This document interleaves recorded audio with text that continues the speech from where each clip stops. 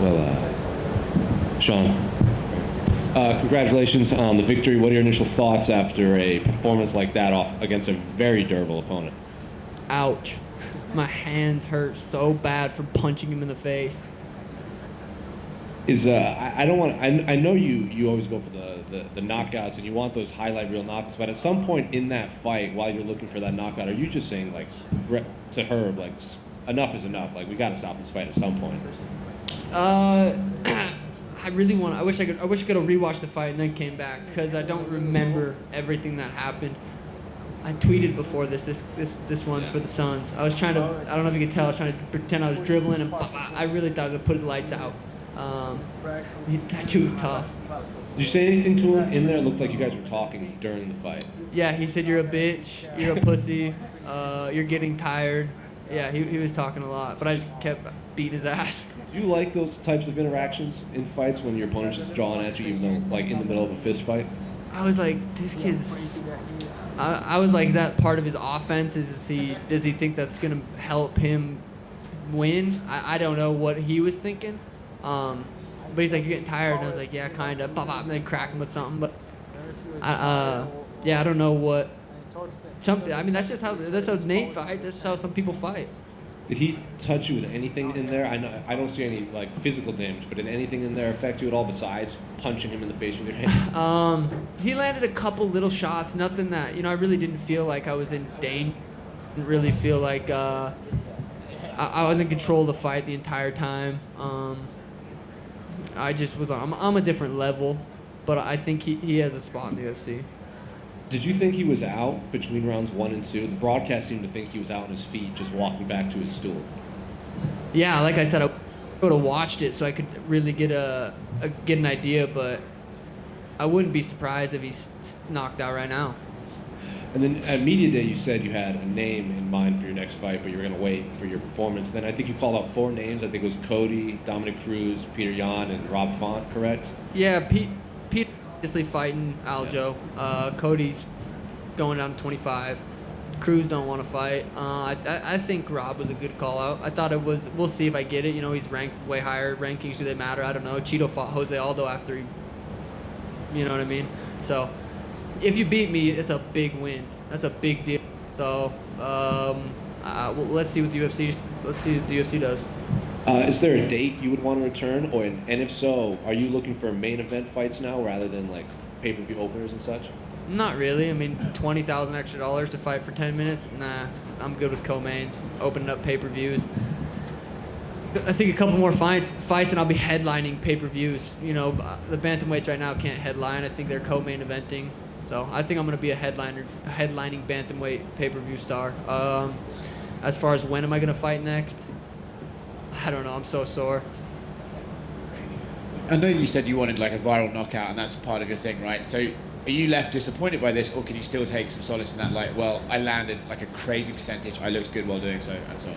That's a really good question. If I would have got like a first round guillotine or something, I would have been disappointed. This finish wasn't the craziest viral finish that I was looking for, but the amount of highlights I did in this fight, a little dribble. What did I drop him with?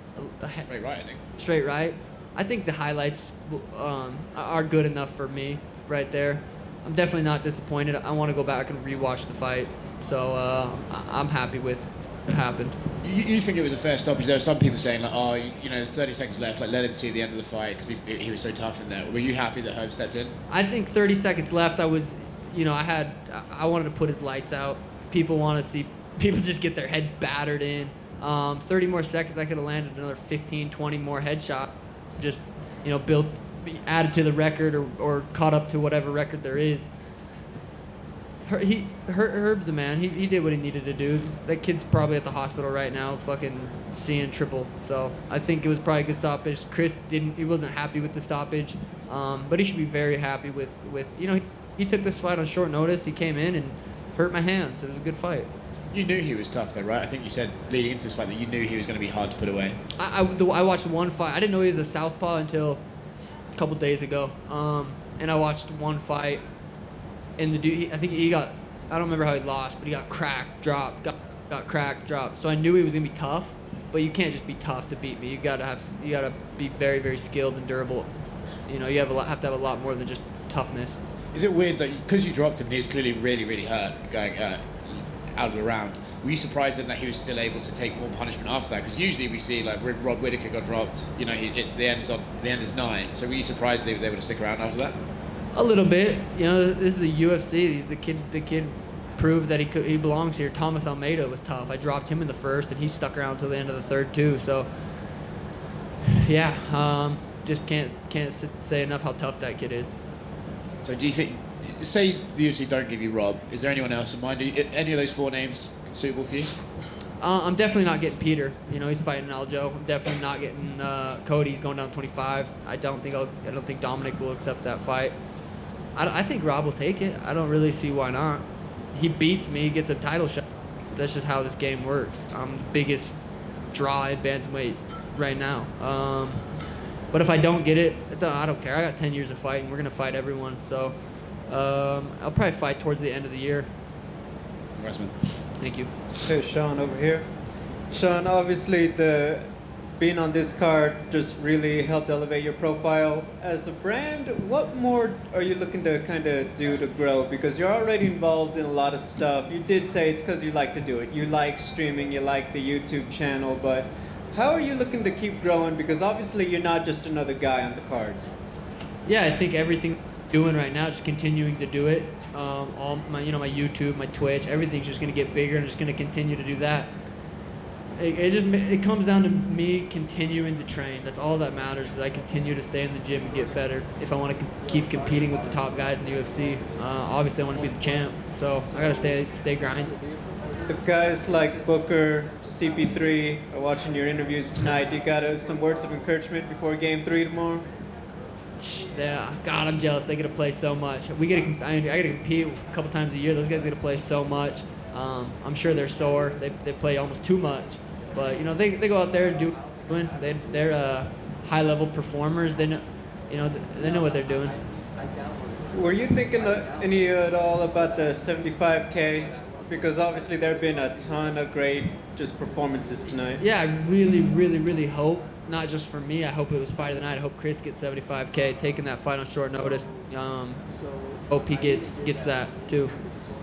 Thank you. Thanks. John, of course, Kris took it on short notice, but who were you surprised didn't take the fight?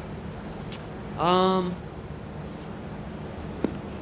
lot of the guys on Twitter weren't even on the people that the UFC sent me. So I don't know if you can post anything on Twitter. I'll post right now. I'll fight Francis Ngannou. I'm not really gonna. So unless he makes 135. So you can say whatever you want on Twitter, but I don't know. Kris, props to him. Sean, you mentioned Sterling and Peter Yan. So when that fight does happen, what's your pick for it? That rematch? Yeah, I think that fight's gonna play out different. Sterling hopefully realized he can't sprint out there. You know, Peter's too good. He's high level, a black belt in MMA. He's well rounded everywhere. I think he's one of the best bantamweights right now. Obviously, I think that fight. I don't know. I think Peter beats him again, or whatever. But I'm excited for that rematch. I think Aljo has to have a different game plan. I think Peter can outstrike him. Slim, I don't see how Aljo wins, but it's a fight, so we'll see. And ideally, how quickly are you hoping to be in that title picture?